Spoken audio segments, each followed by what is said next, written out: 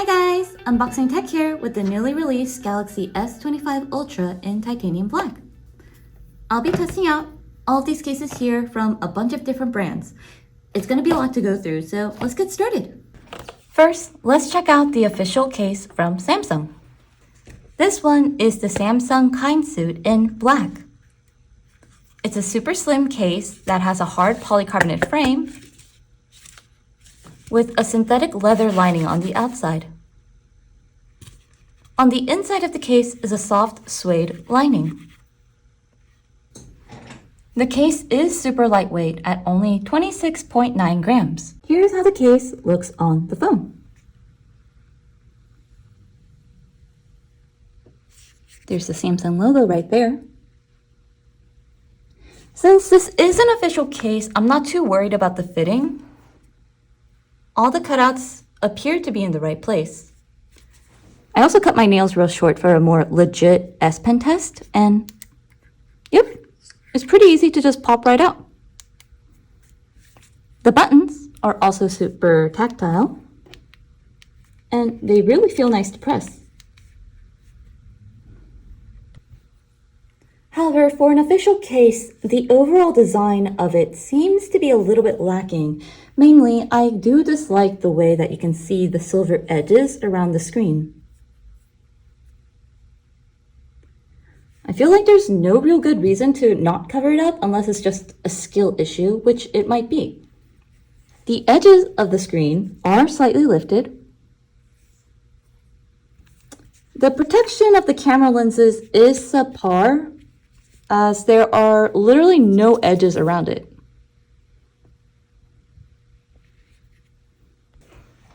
The Kindsuit case is wireless charger compatible, but it doesn't have MagSafe functionality.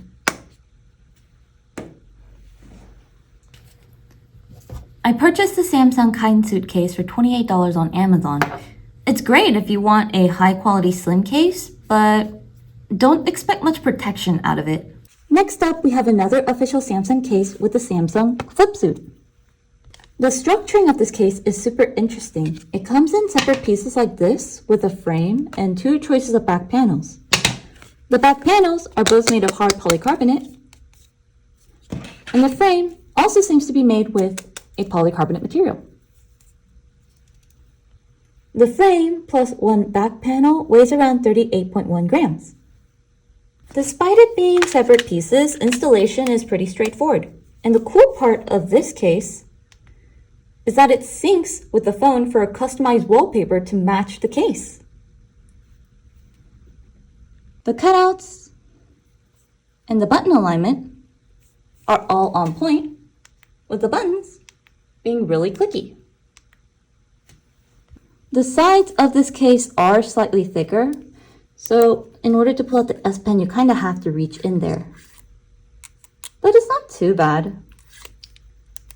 This case does feel more substantial compared to the Kind case, though the raised edges around the front screen and the back camera are still pretty disappointing. Another thing I'd like to note is that due to the separate pieces, the case does feel a little loose, with some wiggle room at the sides. I also don't believe that the case will be able to hold the device in if you accidentally drop it, because just the lightest bit of pressure makes the phone pop right out. I bought the Samsung Flipsuit case for $23 on Amazon. The wallpaper gimmick is cool, but I don't know if it's cool enough to make up for the weak structural integrity and the overall just minness of this case. Moving on, I have a few cases from Ringke.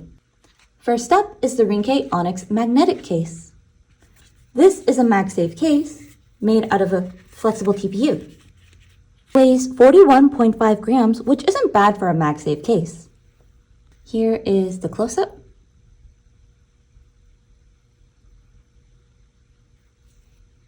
The cutouts all look really good, and the S Pen is super easy to grab as well.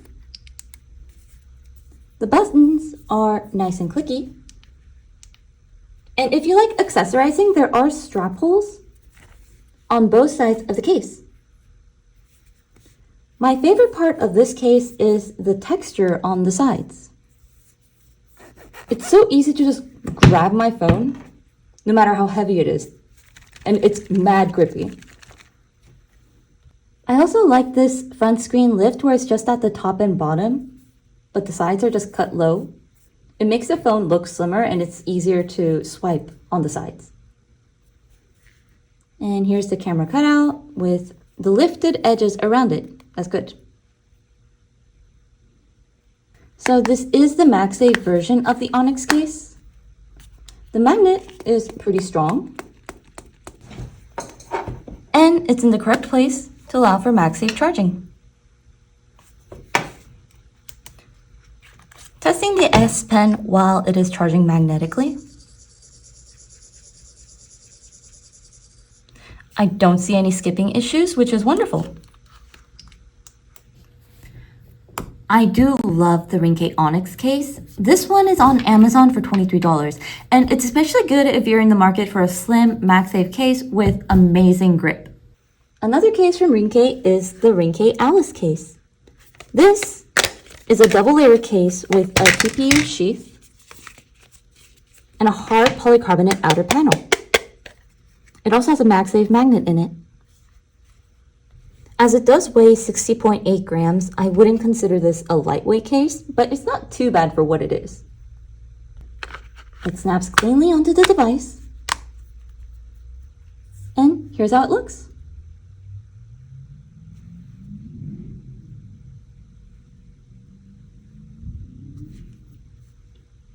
I'm loving the way the cutouts look on this case.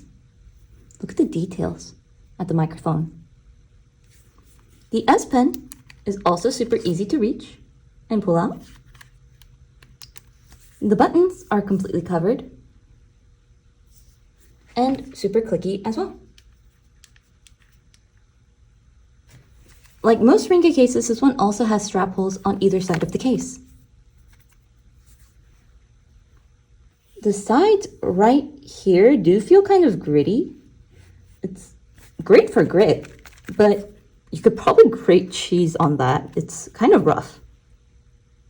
This case has a great all-around lift around the screen. And the back camera has beautiful individual cutouts with a raised edge around it as well. Now let's check out the MagSafe kickstand. So the MagSafe is in a great place to be charging the device and checking for skipping. While MagSafe is in use, everything looks great.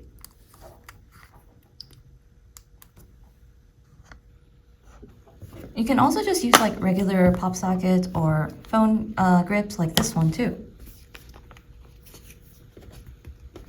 And the magnet is fairly strong. Additionally, this MagSafe magnet does turn into a kickstand. The hinge is pretty strong, so you can hold it at the exact angles you set it at. It's also fully rotational, so you can maximize your usage and set it up in any direction you want.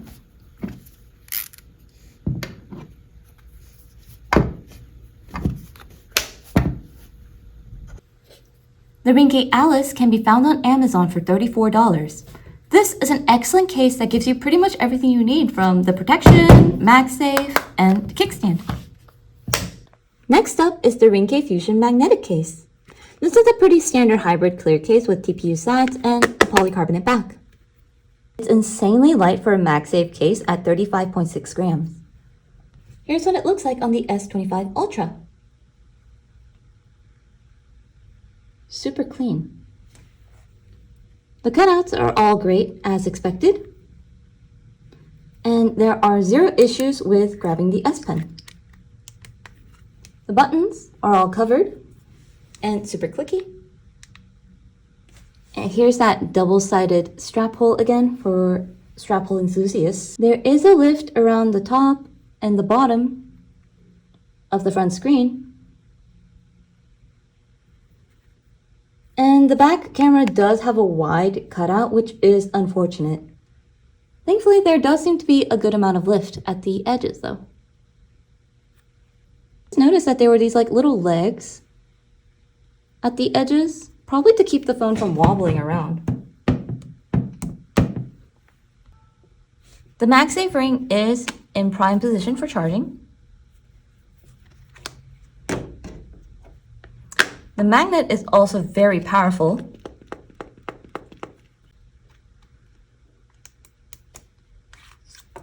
And checking the S Pen. There doesn't seem to be any like real skipping issues with it. The Fusion magnetic case is $21 on Amazon. There's nothing wrong with it. It gives great protection and the MagSafe magnet is super reliable. It's a standard clear case and some people really like clear cases. If that's you, this is a good one to go for. Wait, there's more. This is Elago's clear case. It's made up of the TPU sides and a hard polycarbonate back with the magnet embedded into it. It is about 10 grams heavier than the Ringke clear case at 44.6 grams. Here's what it looks like on the phone. I will say that the sides do feel a little thicker compared to the Ringke case, which is probably why this one's heavier. The cutouts look beautiful, and the S Pen is super easy to reach. The buttons are all covered up and easy to press. The Elago Clear case frames the front screen with a raised lip all around, and it's pretty substantial too. I do like the individual cutouts for the back cameras, though there is no lift at all around them. But I did notice that Elago tried to circumvent that by adding a lift at the top and the bottom of the back panel. The MagSafe ring is in the correct position to charge the device, and the magnet is super strong as well.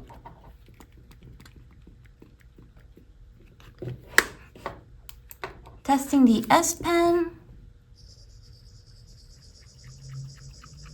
We see that Elago doesn't seem to have any issues with MagSafe and the S Pen working together at the same time. The Elago Hybrid Clear Case can be found on Amazon for $17. It's also a pretty normal clear case, but it gets the job done. Next up, we're looking at the Spigen Tough Armor case. It's a bit similar to the Alice case in that it is a double-layered case with a soft TPU casing and a hard polycarbonate shell. It also has a MagSafe magnet in it and a little kickstand.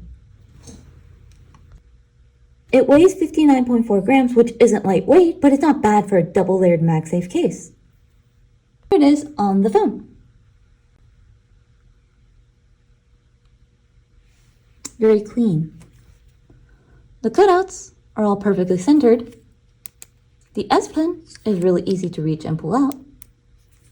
The buttons are also all covered up. They feel very nice to press. There is a slight lift around the front screen, as well as the back camera, though I feel like it's lower compared to the other cases we've seen so far, barring the Samsung official cases. This case doesn't have a visible MagSafe ring on the back, which may be part of its charm.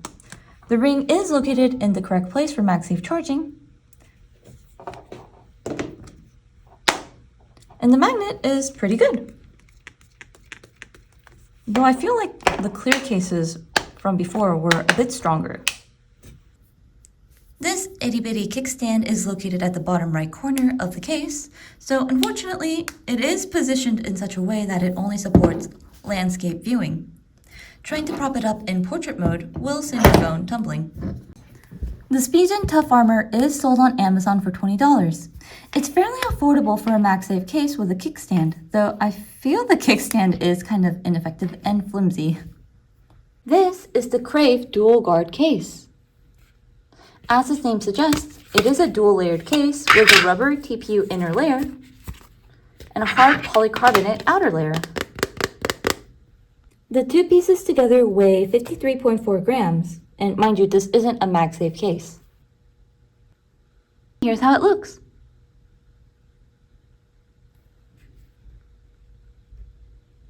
There's a very pretty and unique looking design on the back. It feels kind of slippery though, if I'm gonna be honest. The cutouts all look great though. And the S Pen is super easy to reach. The buttons are all nice and clicky. The front screen does have a bit of a lift, but I will say that you can kind of see a bit of the silver frame underneath the case here and there. I think it might be a design defect, but not sure. The back camera does have a P-shaped cutout with a lift around it. This is a pretty standard double-layered case. It doesn't have any MagSafe, but even with the texture, you can probably slap on a pop socket or other adhesive type accessories on it. You can grab the Crave Dual Guard off Amazon for $16, which does make it a super affordable option for people who want a simple yet protective case. Next up, I have the Mous Limitless 6.0 case. It's a hybrid case with flexible sides, maybe TPU, and a polycarbonate frame.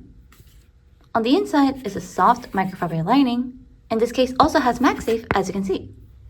This case is a little bit heavier than your standard one-piece MagSafe case at 49.3 grams. It does snap right onto the device, and I do like this speckled design that I picked out. It's very cute. All the cutouts look good, and the S Pen is pretty easy to reach. The buttons are all covered up and feel super clicky. The lifted edges are super high, especially at the top and bottom of the screen.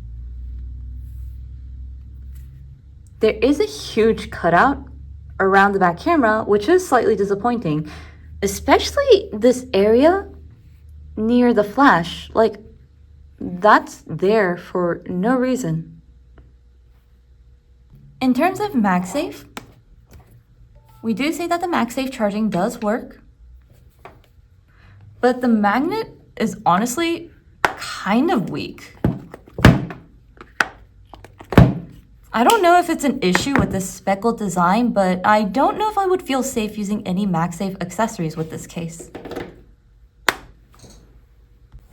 But thankfully, there doesn't seem to be any skipping issues with the MagSafe accessory and S Pen. The Mous Limitless 6.0 is priced at $70, so it's not a cheap case by any means. For the quality that it is, it kind of feels a little scammy to be pricing it that high. And here's another case known for its protective properties. The Otterbox Defender is also a double-layered three-piece case, making it somewhat bulky and heavy, but definitely protective. It has a rubber outer layer, a plastic inner layer, and the frame that goes along with it. In terms of weight, it is a whopper at 70.7 grams. Installation does require some crafting skill. You will need to take apart the entire case into the 3 separate pieces. Then just fit the device in, put the top back on,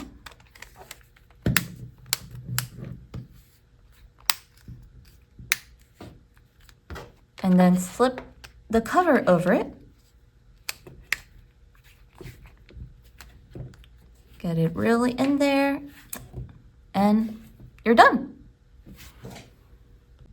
This case does have a bit of a rugged cheese grater texture. It's not bad, but you can definitely feel the texture on there. The cutouts. The speaker and mic are mostly fine, but what's up with the S Pen? A little bit lower and you wouldn't be able to access the S Pen at all. Plus, due to the bulk here, it is a bit inconvenient to pull out the S Pen as well. You can only reach it from the back. There is a dust cap over the charging port, which is a plus to some people. And there's also a strap hole here. The buttons are covered up, and thankfully, they feel great. There is a super tall edge around the front screen, at the top and bottom mostly. The back camera has that unfortunate huge cutout, though it does look a bit more sensible than the Mous case did. The Otterbox Defender is not a MagSafe case, but it does still support wireless charging.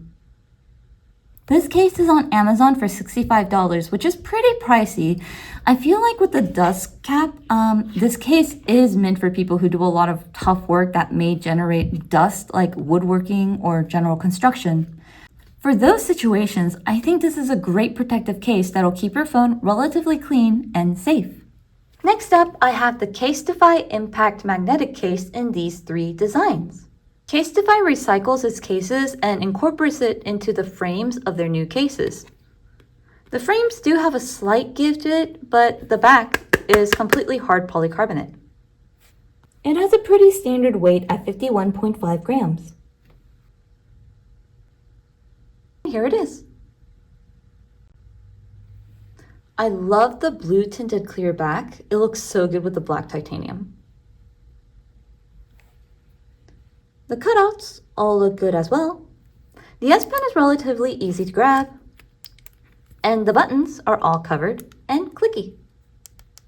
There is an evenly lifted edge all around the front screen. And the back camera is totally cut open, not even a P shape, so you get a bit of the phone exposed right here. Typically, I think you would want to pair it with the Casetify camera lens, but if you don't grab that, then you will have to deal with this. But the case itself does feel nice and slim. The MagSafe is also in a good position for charging.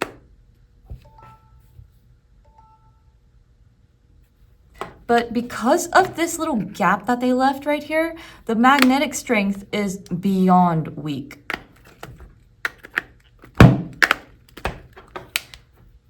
I shaded Mous earlier, but the Casetify MagSafe is way worse than theirs. However, it doesn't seem to have any issues with the S Pen and MagSafe compatibility, I think. The Casetify Impact magnetic case does come in a plethora of super cute designs on their websites for a high price of $64. Honestly, if you put priority over the aesthetic aspect of a case over its functionality, this is for you. Next up, we got the Pitaka Aramid fiber case in Moonrise. Aramid fiber is that super tough, lightweight material that's used in bulletproof vests and stuff. This case is so slim and lightweight at only 28.5 grams. That's with a MagSafe magnet. Insane. It fits right onto the device, and here it is. I genuinely love this design. It's so pretty. Here are the cutouts. As you can see, the S Pen has a super close cutout, but thanks to the slimness of the case, it's still easy to grab. This case does prioritize absolute slimness over anything else, so the buttons aren't covered up. And you can see the silver frames around the front screen. There is a very slight lift at the corners of the case to prevent the screen from touching a table when face down. The camera has individual cutouts, which is awesome. There is also a slight lift around each of the lenses as well. The MagSafe ring placement does allow for charging. And despite the slimness of the case, it has one of the strongest magnets thus far. It's actually quite impressive and almost to an inconvenient level. So the Pitaka case does have the issue where it just doesn't have the full coverage that is provided by other cases, but it is the closest to the feeling of holding a naked phone, which does appeal to some people. The Pitaka Aramid fiber case is $60 on Amazon, and I honestly think it might be worth it at that price if you're into super slim cases. Last but not least is the Benks Armor Pro case in their 600D and Montage options. This case is made of a Kevlar fiber, which is a type of Aramid fiber, which makes it lightweight and durable. This case also has a MagSafe magnet built into it. The Benks Armor Pro case is also super lightweight at 33.8 grams. And here's how they look.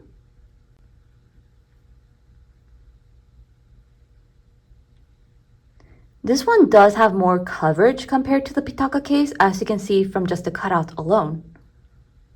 Grabbing the S Pen in this case is also smooth and effortless.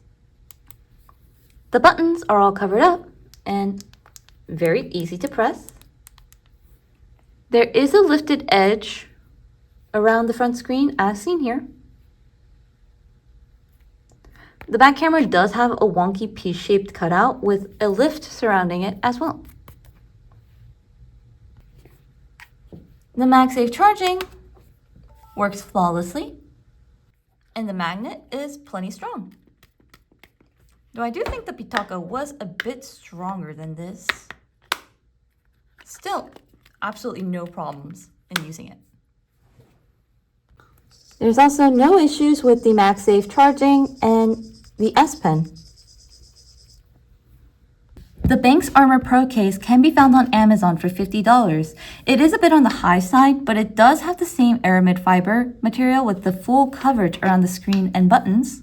So it's a great alternative to the Pitaka case for people who want a bit more coverage. Those are all the cases that I have for the Galaxy S25 Ultra today. I've linked all the cases in the description box, so check them out. And let me know which case you ultimately went with in the comments. If you want the case that I haven't covered in this video, also let me know. Anyway, thanks for watching until the end, guys. I'll see you next time. Bye!